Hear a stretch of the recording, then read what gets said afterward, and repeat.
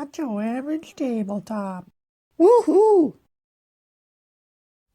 Welcome to Not Your Average Tabletop. I'm Zach. And I'm Pepper. And today we're giving our first impressions of beer and bread. We should have said, I'm beer and I'm bread, and we're giving our first impressions of Zach and Pepper. Maybe we should have said that, but we did not. We missed our opportunity. Oops. This is a game brought to you by Capstone Games, and is from Scott Almes, who did the Tiny Epic series. And he's done some other things as well, but I think that's what he's maybe most known for.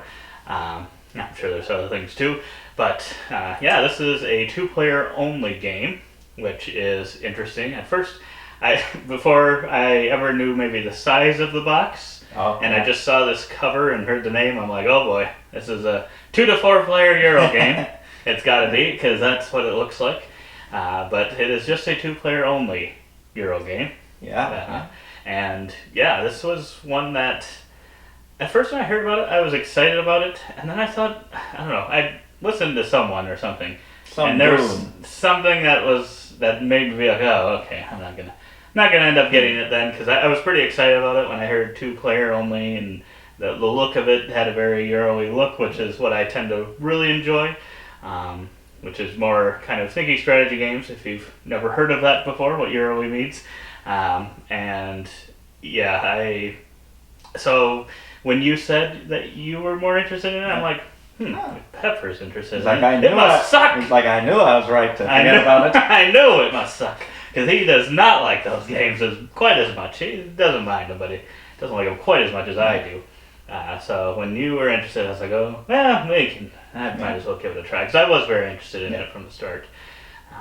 We got a game of it played, and it does have a lot of Euro-iness to it. It does have a lot of Euro-iness, and kind of the thing that most interested me, I watched How to Play or something, I think, from the Dice Tower, might have been Z Garcia, doesn't matter, but the resource production in the game is what intrigued me most. And I'm like, oh, that seems like just really cool kind of way to produce resources and store them. By the time we got it now, I forgot kind of what that was, and I think in the unboxing I talked about that same thing, being interested in that, and how I completely forgot what it was, but I'm looking forward to learning it again, and we played it, and I did really enjoy that part of the game, where these different cards have different sections to them. They have kind of resource production at the top, and then a order that you can fulfill in the middle, and then at the bottom is an upgrade that you can apply to one of your different locations. And the way the resources work is you play a card and you get the resources on the top, as well as any of those types of resources that you previously produced that round as well. So if you produce a wheat and a wood, and then the next turn you produce a wheat and whatever else there are, what other resource, hops or whatever, then you produce the wheat, the hops, and the previous wheat as well. And so that can just really multiply and get more and more resources, which is just a really cool mechanism, and you don't want to get too many because your excess resources go to your opponent. Yes. And I think that keeps you from just going too crazy. I think that's what makes and it work. filling everything out. It works perfectly. Yeah, I would agree. I really did like that part of the game as well. And along with that, combining it with kind of a limited supply thing where you can only have so many at once. I think those two kind of work hand in hand. Otherwise, you could probably I'm just going to use this whole turn to just get as many things as I can, just hoard them all. But no, I think it works really well. And I really like multi-use cards in games. And I think all the uses in this one, even though it looks like maybe a little overwhelming at first, I think they all are very simple once you've played the game. Because you can do the production, or you can fulfill them as either beer or bread, depending on the card type. And then you can slot them into these like 5 or 6 different areas. Some are like end game scoring, some are ongoing abilities and things like that. I really like that in games. And that's actually when you do upgrade, that's also when you clear out your beer and bread, because you usually only hold one sold beer and one sold bread, which is tight as well. Clear that up, so that is very tight. Yes. Mm-hmm. Yeah, I would say this game has, because of the limitation of only being able to have 9 resources, and the limitation of only being able to complete one beer, one bread, typically unless you get some upgrades. until you do an upgrade, I think that really does make the game feel like you have to kind of have a good plan. Yes. I would say. So this is one that you're going to have to think a little bit ahead, at least, or be able to kind of on the spot, okay, I'm going to have to maybe give my opponent some resources, but then I'm going to be able to play this card next time as a beer, and then I'll be able to clear up my warehouse a little bit, and then maybe, play an upgrade card to get that off as well. And I think it works pretty well, but if you don't like the feel of like, oh, you've got to, pretty much be working on this thing and that thing and that, and without doing it, if you don't want to feel like you're inefficient, or if you don't like that feel, you want to keep it going. Then this might not be the game for you, because I think it just kind of lends itself to that a little bit, or at least maybe that was just my experience from my first play of it, and maybe that might change as I play it more. But I do feel like that was one thing towards the end of the game, is I found myself in a bind of not having the resources I need to complete any, and then also none of my cards were like end game scoring, so it was like really nothing for me to do for the last few turns, outside of look to see maybe what you could complete, because there's some, during half the rounds there's like these cards available to everyone to kind of trade out, so just making sure you didn't have easy access to a card that could score you a lot of points, which doesn't feel as fun as doing something positive for yourself in games for me. Some people might like that, but I tend to like more positive for me than negative for my opponent. I think there could be some luck to that, as like if you really need a lot of green resources with your cards and those just aren't coming out, that just sucks. But right. I do love kind of the planning you do have is when you do produce the resources in the green half of the seasons, they kind of alternate between, I guess what were the terms for it, but good and bad seasons, and in the good ones, the cards you play for production, they're going to come back to your hand. That's another cool thing.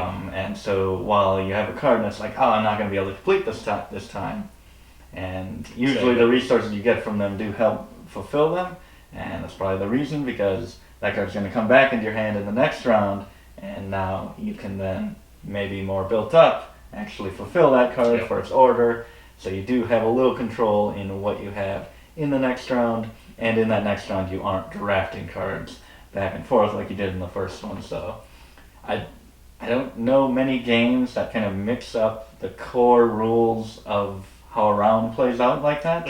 While still feeling cohesive, it doesn't feel like you're playing a completely different game, and it is pretty easy to keep them separate and not mix things up. I think they did that about perfectly. Yeah, I would agree. For some reason, what's coming to mind as I'm thinking about this is Embarcadero having some weird card thing where you're saving certain ones, but I can't remember. It's been a long time since I've played that. I can't remember exactly what that did, but there was like some similar like saving cards thing, but I don't remember exactly. But no, I that part was something that seemed different than most other games, and I don't know how they got that to feel so kind of flawless, of being able to go back and forth on two pretty different feeling things, and it still makes sense. And that might be, I think all the tightness and stuff is probably why it's 2 players, but that at 2 players might be why that works so well, maybe. But I'm not 100% sure. But I would say after our first play, I'd probably come in at an 8 to 8.25. I think this one could go up even further for me. It's just a couple things as I play it more and more. Hopefully I'll see if, it's one of those things that I can kind of learn to be more efficient at, or if it's going to more often than not kind of feel a little frustrating at times just because of that, having to plan. But I think one of the things I didn't notice right away is that most of the cards, if not all of them, require one of kind of the... I don't even know if I'd call them Western. There's like 2 sets of resource types. There's like the yellow wheat, the wood, and then there's the orange and the green. And I think, if I remember right, most of them require wheat or the wood. along with the other thing, and I always ended up having both the green and the orange, Yeah. which I don't think there's any cards that need both of those things. They might need both. Except the one that is right there right now. No, well, what I should say is I don't think any of them need just those things, along with Except that water. one right there. That one needs wheat too. This one, right here. That one needs wheat. Oh, that's right. That's right. I was looking at the production of it. Oh, Yes, yeah. that's- you are correct. So I think most of them need that, and I did not realize that. Yeah. So there was a couple rounds where I was like completely full, and I had both of those things. I'm like, okay, I just need to draw a good card. Because obviously playing it the first time, I didn't know what the cards needed. So I was just hoping, I'm going to be set up, have a chance. I just need the right cards to come up. And then I look and I'm like, okay, none of these cards. I can't even make them. So then that can be a little frustrating. But now knowing that, definitely going to approach it differently. So then maybe it won't feel as frustrating in certain aspects. Just because then I'd end up having to produce, and it always seemed like you had just cleared your thing. So then I'm giving you resources, which also is like, shoot. Yeah, But got stuck a couple times. But it's still, I had a lot of fun with it, even through all that. And with the 8 to 8.25, like I said, it could go up even further from that. Yeah, I'm gonna give this a little higher. I'm gonna give this a 9.25. Oh, wow. I really good. enjoyed this one. I think it's a I can see great that. 2-player, and there's a lot of interesting things in there Mhm. while still being approachable. Like you said, it mixes the game up so much, but it works and it's smooth. And then at the end of the game, it's got one of those things where you score your beer and your bread, and your final score I is forgot the about lowest. So you're trying to balance those, which I think it's probably natural to balance it the way Yeah. you are limited, but Yeah. I do like that where you got a little bit of a direction throughout the game. As okay, now I have to pivot and kind of work towards more bread, and you definitely do want to keep them balanced because otherwise you're going to want to do one again and again and again, and Yep. that's going to be hard to do because it's hard to clear that shop out. The end game scoring, I don't know if that's as helpful. A lot of the cards, maybe I just You got wasn't me a built few up points. towards it, but like you had like 5 of them. I'm like, oh, he's got a lot over there, but then it didn't end up scoring you that It many was points. like 3 points. So which- I don't know if those are. I mean, as I interesting. kind of had, I think in comparison to you, I had kind of messed up a little bit at the end of the game, and maybe it would have been more meaningful if I had been able to complete something there. Yeah. Or like, I think mine were actually a decent amount apart from each other, so if I could have actually gotten, I think, one more beer made and kind of evened them up, I think then we would have been quite a bit closer, so then maybe I could see it coming into play, but it was very few points. So, but you can check out all the wooden pieces in this game. A lot of them. There's a lot of them. And For a our- 2-player game, usually it's like, oh, That's big true. Euro, everyone can have a lot of That's resources, true. but it's like, it's 2 players and there's this many tokens.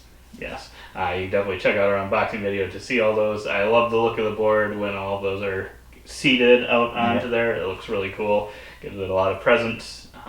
But yeah, otherwise, we hope to see you on that video. And as always, don't forget to Keep on nibbling. on our content.